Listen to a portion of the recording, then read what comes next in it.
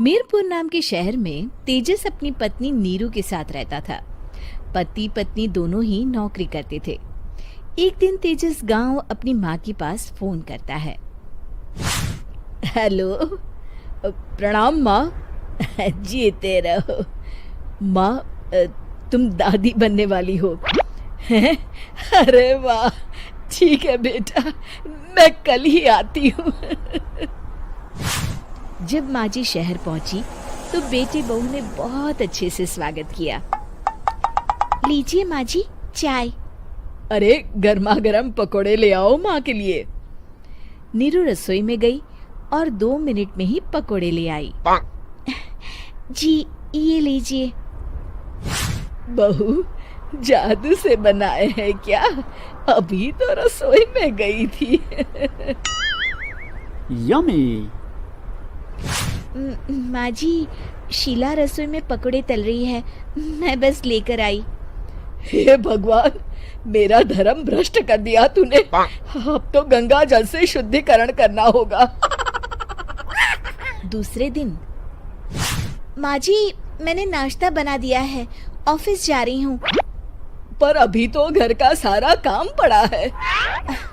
शीला आती ही होगी, झाड़ू पोछा बर्तन कपड़े वो सब कर लेगी। हमारे जमाने में घर का सारा काम हम ही करते थे।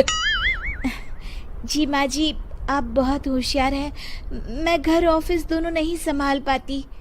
तो जरूरत क्या है घर से बाहर जाकर चाकरी करने की? वैसे भी घर का काम खुद करने से घर में बरकत आती है, समझी? पर माँ जी।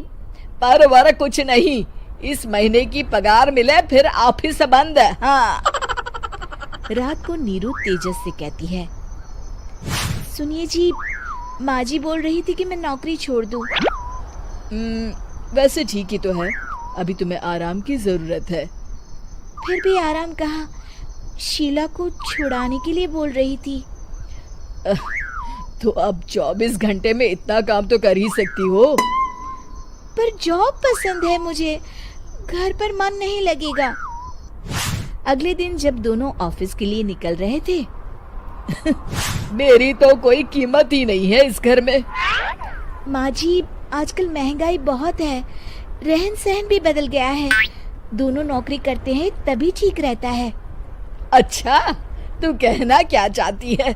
मेरा बेटा तुझे बिठा के खिला नहीं सकता? तू ही इस घर का खर्च चला रही है, हैं?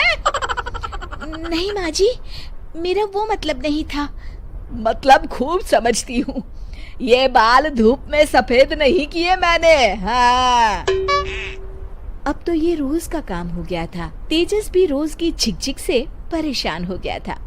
एक दिन उसने कहा, नीरू, वैसे भी तुम्हें मैटरनिटी लीव मिलने वाली है, तो अभी से ही छुट्टी ले लो। पर क्या, मेरी सैलरी अच्छी खासी है। आखिर नीरू ने रिजाइन कर दिया। जब बच्चा हुआ तो घर में सब बहुत खुश हुए। कुछ दिनों बाद तेजस फाइल देख रहा था। क्या हुआ तेजस, कुछ परेशान लग रहे हो? हाँ, वो हमारी जितनी सेविंग्स थी वो तो हॉस्पिटल में और छठी के फंक्शन में खत्म हो गई है नीरू।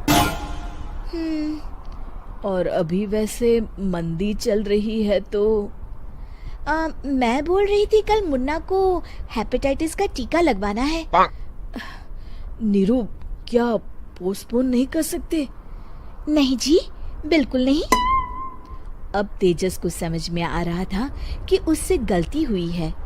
पैसों की कमी का असर घर के माहौल पर भी पड़ रहा था। अगले दिन, बेटा मेरा चश्मा और ये दवाइयाँ ले आना, पर्चा देते हुए माँ जी ने कहा। जी। तेजस, मुन्ना के लिए दूध का डिब्बा और डायपर भी ले आना, और ये किराने के सामान की लिस्ट है, इसे भी लाना है। तेजस गुस्से में लिस्ट मरोड़कर फेंकता है और चिल्लाता है, पैसे क्या पेड़ पर उगते हैं?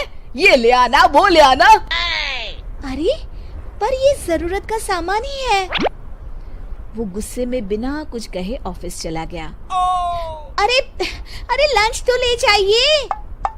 नीरू दौड़कर डिब्बा पकड़ाती है एक दिन खाना खाने के बाद, नीरू,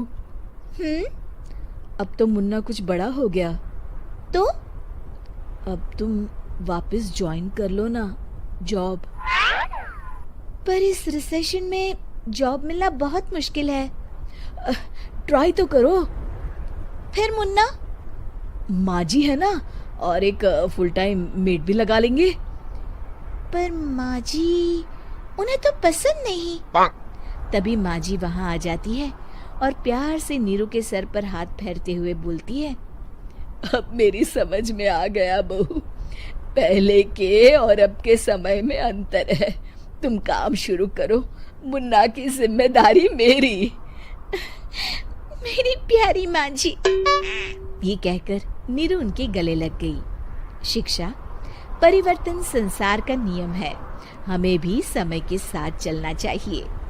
उम्मीद है कि आपको हमारी ये कहानी पसंद आई होगी।